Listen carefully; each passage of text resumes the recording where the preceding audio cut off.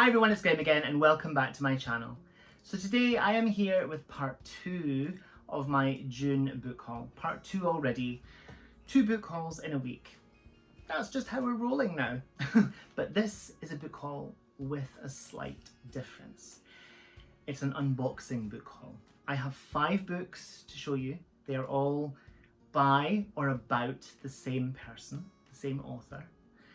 Maybe that'll give you some clues as to what they are and who the author is.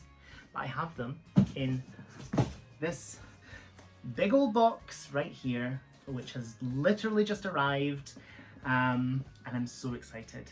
I'm so excited to dive in. So yeah, without much further ado, let's get going. So I'm going to plop that down on my knees. I have a trusty pair of scissors and I shall just dive in. Oh, I'm so excited. For 5 books, the box is very large, I must say. Ah, okay, it's been very, very well packed. It's got all these sort of like bubble things, which I can't pop because the dogs don't like them. And then they're in it. Oh, they've been really well wrapped, guys. My goodness. Okay, so I think I've opened it enough to get a handle on these. Right, okay, so are you ready for this? Okay, so book number 1 is Miss Marple's 6 Final Cases and 2 Other Stories by Agatha Christie. I am so excited to have this in my collection. I'm so excited to add this. I do have another edition of this, but it is slightly in dodgy condition. The dust jacket is a bit damaged, and this one, it's a bit grubby. I might need to give it a little wipe down, but it's not torn at all. There's a bit of discoloration on the back, but I'm so excited. I'm so excited. So yeah, I shall read you the inside. Agatha Christie always claimed that she herself preferred Miss Marple, who made her bow in 1930, by which time her creator was established as the all-time queen of crime, to Hercule Poirot, who had appeared in her very first book. Many Christie fans will undoubtedly agree with her. In the course of her long writing life, Agatha Christie wrote a number of short stories featuring St. Mary Mead's best-known inhabitant, which were published in English magazines. However, not all these stories have appeared in volume form on this side of the Atlantic, and the 6 which form the greater part of the present collection now do so for the very first time. Sanctuary, Strange Jest, Tape Measure Murder, The Case of the Caretaker, The Case of the Perfect Maid, and Miss Marple Tells a Story will delight Miss Jane Marple's millions of admirers and provide a delightful and unexpected postscript to Agatha Christie's crime writing career. For good measure, the volume also includes 2 additional stories, The Dressmaker's Doll and In a Glass Darkly, which display to the full and incomparable Christie talent for creating suspense. I'm so excited to have a practically mint condition copy of this. And this, I mean, this is from the 1970s, I think. Let's see. Yeah, so 1979 this was published, and I'm so happy to have this, to add this to my collection. So the next one is a bind up of a few Agatha Christie novels, and again it needs a bit of a wipe down, it is a bit grubby, but it is Dumb Witness, Murder in Mesopotamia, and Mrs. McGinty's Dead. I think I have number 2 companion, the second Agatha Christie companion, I'm sure I do, but I do want to collect all of these because they're cute. And yeah, have I read any of these? No, I have not read these, but I have them in other editions. The highest selling author in the world during her lifetime, Agatha Christie's popularity is, if anything, even greater today. As well as writing over 70 books, she created, in Hercule Poirot and Miss Marple, 2 of the most famous characters in modern fiction. This collection contains 3 absolutely vintage Poirot novels. So yeah, I'm so excited. They're so simple, but it's so cute, and it's in astonishingly good condition for being how old? Let's see when this was published. So that, oh, it doesn't say. Okay, it doesn't say. I'm going to say that this is like 1980s, I think, but it doesn't say inside. But it's in great condition. Someone has really taken care of all of these books, by the looks of things. So the second one is quite a rare one. It's quite difficult to get a hold of in this edition. I have the paperback copy, which I will consider getting rid of. But yeah, we shall see. It is Problem at Pollensa Bay and Other Stories, a new collection from the undisputed Queen of Crime. And there she is, the gorgeous lady herself on the back. So I already have this in paperback, but to find it in hardcover, I'm so excited. And it's large print as well for my blind, bespectacled eyes. Agatha Christie's novels and short stories have brought pleasure to millions. Now HarperCollins presents a newly available volume of 8 stories collected together for the first time, including 4 stories never before published in the UK, Australia, or South Africa in book form. Many of Christie's most famous characters are here, including the redoubtable Hercule Poirot, who makes his appearance in Yellow Iris, when an anonymous telephone call summons him to a supper party at a fashionable restaurant. It is merely coincidence that exactly 4 years ago, at the very same table, the guests gathered there witnessed the strange and tragic suicide of the host's wife. Parker Pyne, that well-known specialist in unhappiness, resolves a difficult matter of the heart with charm and compelling ingenuity in Problem at Pollensa Bay. In the regatta mystery, he turns his remarkable powers of observation to a puzzling matter.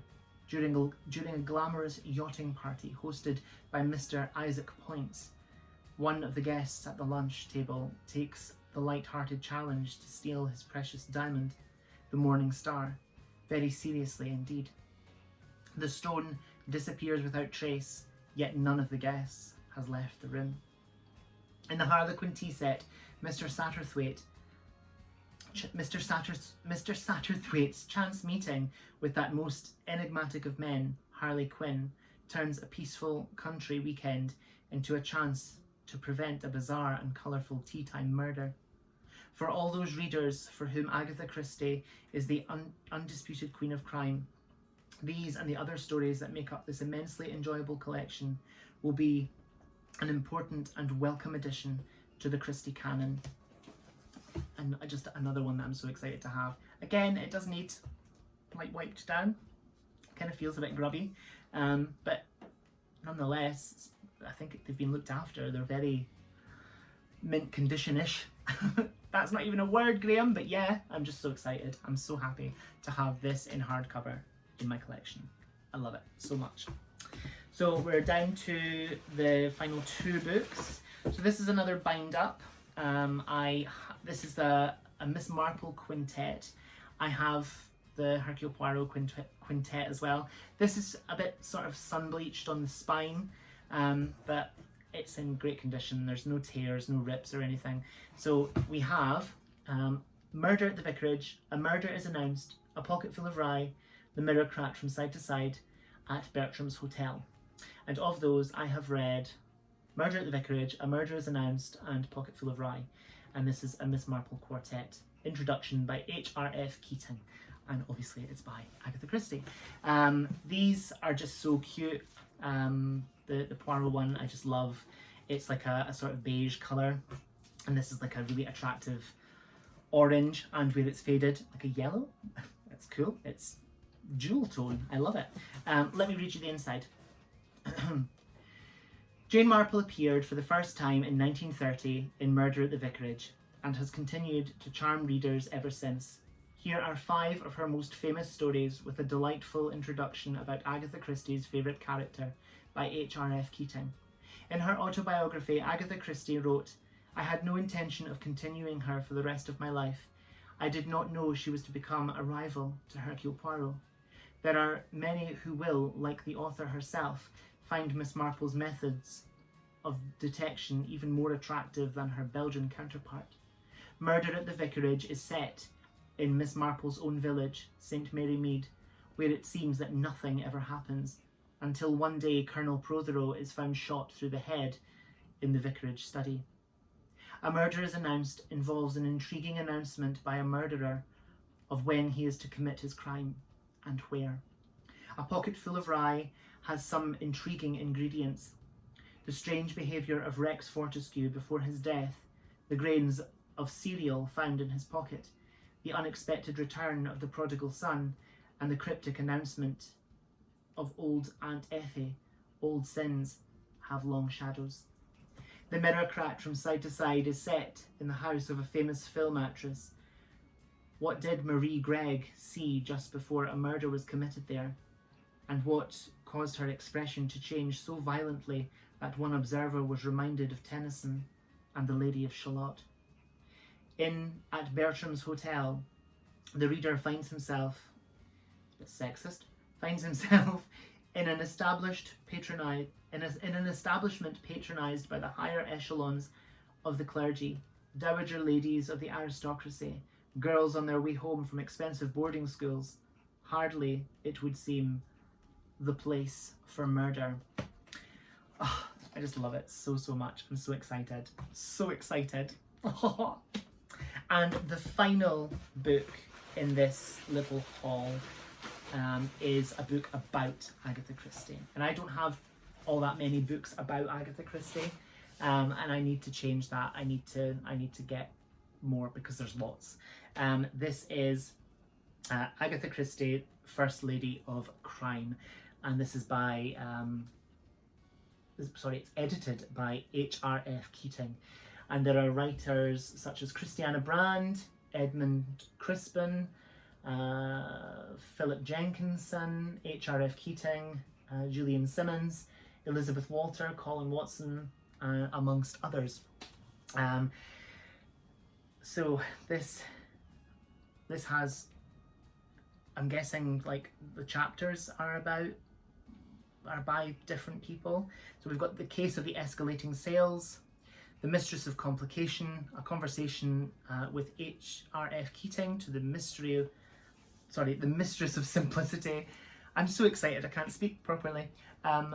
A Very English Lady, Cornwall's Revenge, The Message of Mayhem Parva, The Christie Nobody Knew, The Christie Everybody Knew, A Midas Gift to the Theatre, the Agatha Christie Films, Music and Mystery, Miss Marple, a portrait, Hercule Poirot, a companion portrait. So yeah, I'm so excited to dive into this one, and it has like illustrations and stuff. That's cool. Yeah.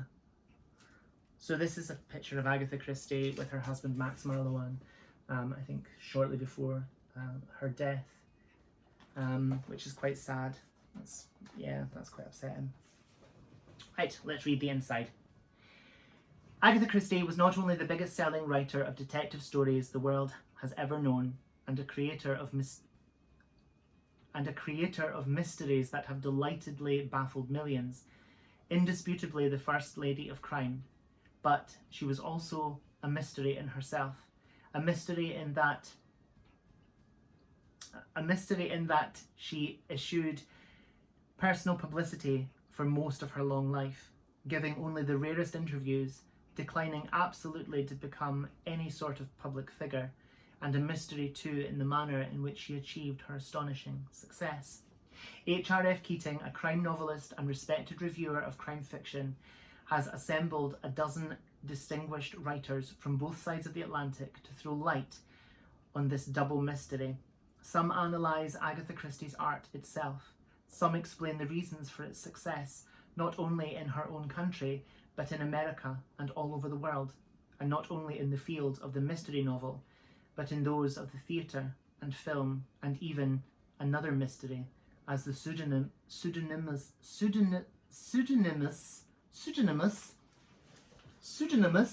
author of novels of love and life.